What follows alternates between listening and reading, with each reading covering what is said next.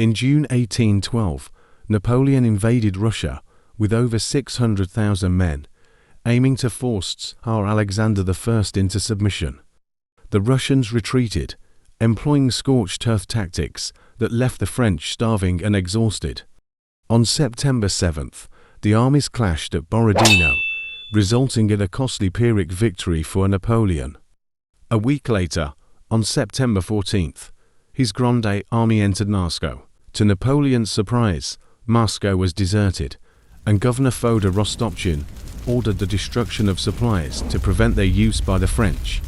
Shortly after Napoleon's arrival, fires, allegedly set by Russian arsonists, engulfed two-thirds of the city, denying him a winter base. The French troops executed suspected arsonists and began looting the ruined city, but the occupation came at a heavy cost, with around 10,000 French soldiers lost in Moscow. Napoleon, seeking peace, sent a letter to Tsar Alexander, but received no reply. Hoping for a response, he delayed his departure, waiting too long. On October 13th, the first snow fell, signaling the approaching winter. Meanwhile, Russian reinforcements strengthened their position. On October 18th, Mikhail Kutuzov launched a surprise attack on Murat's forces at Turutino, inflicting 3,000 casualties, capturing 36 to 38 French guns, and destroying valuable French cavalry units. This was a heavy blow to Napoleon, forcing him to order an immediate evacuation of Moscow. On a rainy day, October 19th, 90,000 troops of the Grande Army departed the city. Non-combatants, sick, and wounded accompanying the retreating army. These individuals, many unable to fight or march. At that time, Wittgenstein defeated Marshal St-Cyr, compelling Marshal Victor to provide reinforcements. Meanwhile, Admiral Chichagov drove the Austrians into retreat. Meanwhile, Napoleon sought to pass through Kaluga, aiming to secure supplies and easier route out of Russia. However, General Dokhturov's 6th Corps blocked the way. On October 24th, fierce fighting erupted at Maloyaroslavets, with the town changing hands 8 times, before Eugene's 4th Corps ultimately drove out the Russians.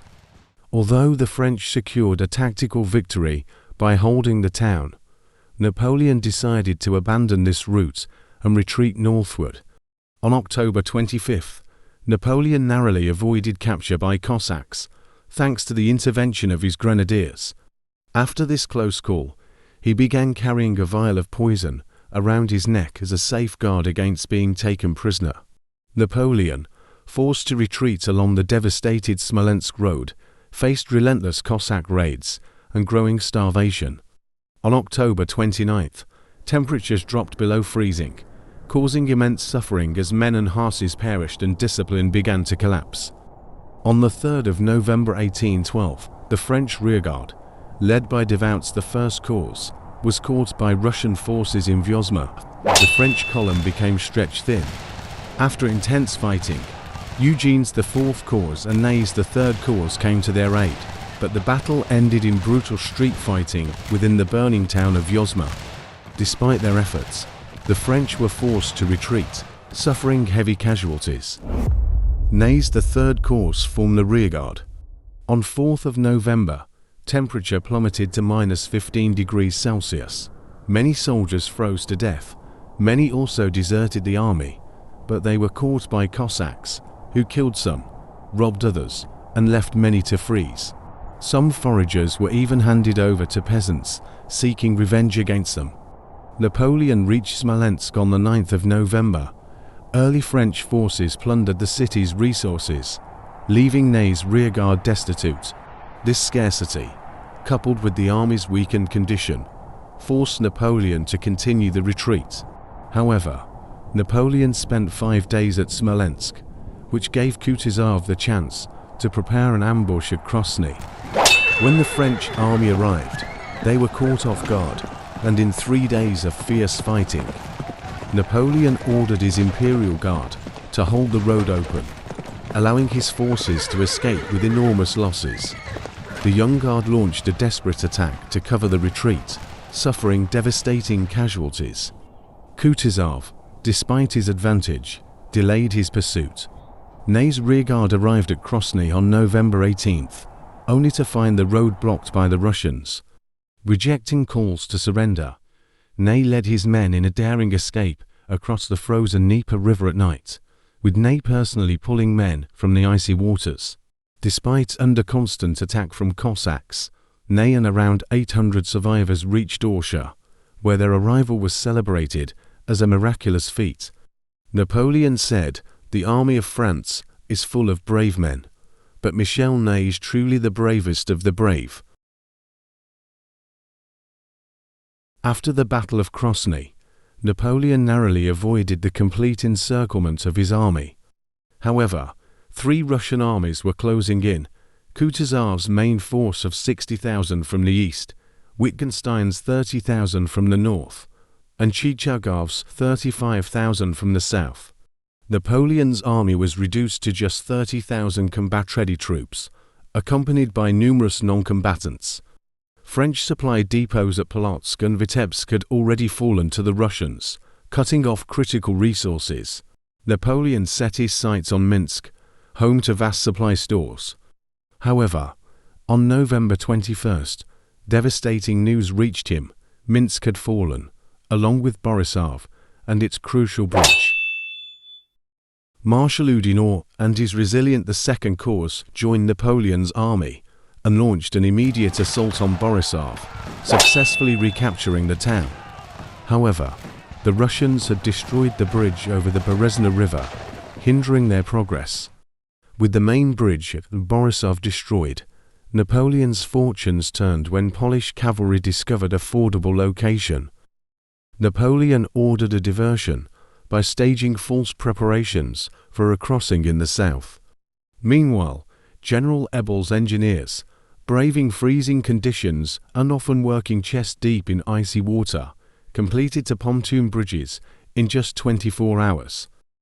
Napoleon's forces began crossing the Berezna River using the hastily constructed pontoon bridges. General Oudinot led the vanguard to establish a defensive position on the west bank. However, Chichagov regrouped, and fierce fighting erupted. On the west bank, Oudinot was seriously wounded, but Marshal Ney took command, repelling Russian attacks with a decisive cavalry charge by General Dumas. Meanwhile, on the east bank, Victor's rearguard endured relentless assaults from Wittgenstein, holding their ground until nightfall before retreating across the bridges. At dawn on the 29th, in -30°C, thousands of stragglers panicked, rushing to the bridges. Many were crushed, drowned, or froze. When the bridges were burned later, those left behind faced the cold and advancing Russians, with most captured or killed. As the remnants of the Grande Army staggered toward Vilna, temperatures plummeted to -37°C. Frostbite, starvation, and exhaustion claimed thousands of lives daily. The pursuing Russian armies paused, their task nearly complete. On December 5th, Napoleon departed the army, traveling incognito to Paris. He reached the capital in just 13 days, driven by the urgency of addressing a political crisis threatening his empire. While many perceived his departure as a betrayal, his generals defended it as a necessary move to safeguard the future of France. By December 9th, only 15,000 emaciated survivors crossed the Niemen River back into Polish territory. According to legend, Marshal Ney was the last man to cross. Just 6 months earlier, 600,000 men had marched into Russia. Now, fewer than 10% of that grand army remained. The French losses were staggering. 100,000 soldiers died in combat, 200,000 succumbed to other causes, such as starvation, exposure, and disease. An estimated 50,000 perished in captivity, 50,000 were wounded, 50,000 deserted, and 100,000 were taken prisoner.